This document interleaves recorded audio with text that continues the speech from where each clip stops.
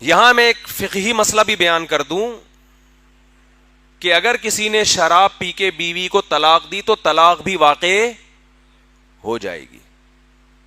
طلاق کے مسائل میں جتنا اسلام کے ساتھ مذاق اڑایا جا رہا ہے نا, میں سمجھتا ہوں اتنا کسی اور حکم میں مذاق نہیں اڑایا جا رہا.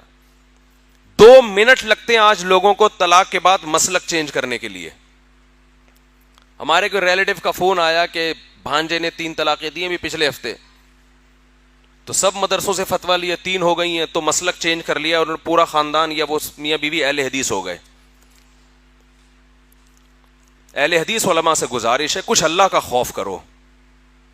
تمہارے پاس کوئی شخص طلاقیں دے کے حرام بیوی کو حلال کروانے کے لیے آتا ہے, اسے گلے مت لگاؤ, اس کو ڈراؤ اللہ کے عذاب سے کہ حرام بیوی کو حلال کرنے کے لیے آج تمہیں سمجھ میں آ رہا ہے کہ اہل حدیث صحیح ہوتے ہیں. ہم نے دیکھا بعض خوش ہو رہے ہوتے ہیں, گھر گھر جا کے اس کو اور مبارکباد دے رہے ہوتے ہیں. یہ مسئلہ بار بار بیان کرتا ہوں, اجماعی ہے, اس میں اختلاف نہیں ہے. 3 طلاقیں 3 ہی ہوتی ہیں. اس میں قرآن نے واضح بیان کر دیا, حدیث نے بیان کر دیا, بخاری مسلم کی حدیثیں ہیں. اس میں تمام صحابہ کا اجماع ہے اس مسئلے میں. کسی ایک صحابی سے کوئی ایک ضعیف سند دکھا دے جنہوں نے ایک مجلس کی 3 طلاق کو ایک کہا ہو. چاروں اماموں کا اجماع ہے. تو طلاقیں دینے سے پہلے سوچا کرو کہ میں کیا کہہ رہا ہوں زبان سے, فوراً چینج مسلک. وہ بھی بیٹھے ہوئے ٹھپے لگانے کے لیے فوراً چلو بھائی حلال ہو گئی. خدا کے غضب سے ڈرو یار, تم کانپ جانی چاہیے انسان کی روح کہ وہ کیا کر رہا ہے. حضرت عمر پہ یہ غلط الزام لگا ہے کہ انہوں نے 3 طلاق کا قانون بنایا. اگر نبی کے دور میں اکٹھی 3 ایک تھیں تو کیا حضرت عمر کو یہ اتھارٹی تھی کہ وہ 3 کو 3 کر دیں, حلال بیوی کو حرام کر دیں؟ یہ بات ایک 5ویں کلاس کے بچے کو سمجھائیں سمجھ میں آ جائے گی, ہمارے اہل حدیث علماء کی سمجھ میں نہیں آ رہی. تو آج علم میں عمق نہیں ہے, گہرائی نہیں ہے, حوالے ہیں. حدیث نمبر فلاں, حدیث کا یہ متن ہے. اتنا آسان معاملہ ہوتا تو لوگ مجتہد کیوں بنتے, مدرسوں میں بیٹھ کے علم کیوں حاصل کرتے, اصول فقہ کیوں پڑھتے, مجتہدین کو فالو کیوں کرتے. تو خوب سمجھ لیں یہ اس طرح نہیں ہوتا کہ دے دی اور جا کے اہل حدیث سے فتویٰ لے لیا. اب مسئلہ یہ ہوتا ہے گھر اجڑ رہا ہے تو کیا کریں. تو خوب اصول کی یاد رکھو, غلطی سے پہلے شریعت کے اصول کچھ اور ہیں, غلطی کے بعد اصول کچھ اور ہیں. یہ خوب سمجھ لو اس کو اچھی طرح. جب تک آپ سے غلطی نہیں ہوئی تو اسلام آپ کو غلطی اور مسٹیک سے روکتا ہے. اکٹھی 3 طلاقیں دینا غلط ہے یا نہیں ہے؟ بول لو نا بھائی, غلط ہے, ناجائز ہے, سزا ہے اس پہ شریعت میں. یہ عمل تو غلط ہے. حضرت عمر کے پاس جب کوئی 3 طلاقیں دے کے آتا تو کوڑے پہلے لگاتے, فتویٰ بعد میں دیتے تھے اس کو.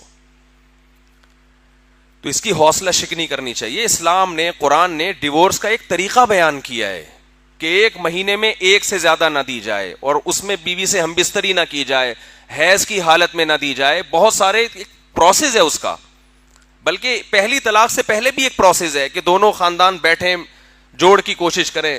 وہ تمام پروسیس کو نظر انداز کیے بغیر ایک دم غصے میں آ کے دھڑ دھڑ دھڑ دھڑ دھڑ فائرنگ شروع کر دینا, اور جاہلوں کی طرح اگر تو گھر سے نکلی تو تجھے طلاق ہے, تو ماموں کے گھر گئی تو تجھے طلاق ہے, تو نے اگر آج کھانا نہیں پکایا تو. جاہل لوگ جب خواتین بتاتی ہیں نا میرے شوہر نے مجھے یہ کہا ہے کہ اگر تو ابھی گھر سے نکلی, یا تو ہوتا ہے نا کوئی کنویں میں چھلانگ لگا رہی ہو وہ خودکشی کی نیت سے, اس میں ڈرانے کے لیے آدمی کہہ دے, یا کوئی خدا نخواستہ کسی مرد کے ساتھ بھاگ رہی ہے, کوئی بندہ آیا ہوا بھگانے کے لیے بائک پہ آ جا, تو بندہ کہتے ہوئے اچھا لگتا ہے اگر تو اس کے ساتھ بیٹھی بائک پہ, چھوٹی چھوٹی باتوں پہ, ماں کے گھر جا رہی ہے میں تجھے روک رہا ہوں, ماں کے گھر نہیں جانا, اگر تو گئی تو بھائی ٹھیک ہے آپ جب روک رہے ہیں تو اس کو چاہیے نہیں جائے, لیکن یہ کوئی اتنا بڑا کیس ہے کہ آپ اس پہ طلاق معلق کرنا شروع کر دو. مجھے یاد ہے ایک دفعہ ہم ٹیکسی میں بیٹھے ہوئے تو ہاکس بے کی طرف جا رہے تھے. وہ ٹیکسی والے کو پتہ نہیں تھا ہاکس بے کہاں ہے, وہ نیا نیا آیا ہوگا کراچی میں. وہ چلاتے چلاتے اتنا دور, اس نے کہا آئندہ میں اس علاقے میں آیا تو میری بیوی کو 7 طلاقیں. میں نے کہا بھائی کیا جاہلوں والی باتیں کر رہا ہے اللہ کے بندے. ہو سکتا ہے زندگی میں کبھی آنا پڑ جائے, کوئی مسئلہ ہو جائے, کوئی فضول کام. جہالت سے بڑا عیب دنیا میں کوئی نہیں ہے. تو طلاق معلق کر رہے ہوتے ہیں نا, اگر یوں کر لیا کہ غلطی سے پہلے, کیونکہ بہت لوگ دے دیتے ہیں یہ کام کر لیتے ہیں, تو دیکھو غلطی سے پہلے کے اصول کچھ اور غلطی کے بعد کے اصول کچھ. پہلے تو اصول یہ ہے کہ غلط ہے یہ طریقہ, اسلام نے پابندی لگائی ہے. طلاق معلق کر دینا, یوں کیا تو اپنی ٹھڑک بیوی پہ کیوں نکال رہے ہو یار, کسی کے رشتہ دیا تو اس کو طلاق, دوبارہ ہاکس میں گیا تو یہ جہالت کی باتیں ہیں. تو طلاق کے لفظ کو ڈکشنری سے نکال دو. دھمکیاں دینا یہ اچھے خاندانی ہونے کی علامت نہیں. خاندانی لوگوں کے گھروں میں یہ باتیں نہیں ہوتی. لڑائی جھگڑے سب جگہ ہوتے ہیں, اختلافات بھی ہوتے ہیں, لیکن خاندانی لوگ یہ لفظ بہت آخر میں لے کر آتے ہیں, اور وہ بھی پہلے خاندان کو بٹھا کے مشورے کر کے اس کے بعد جا کے.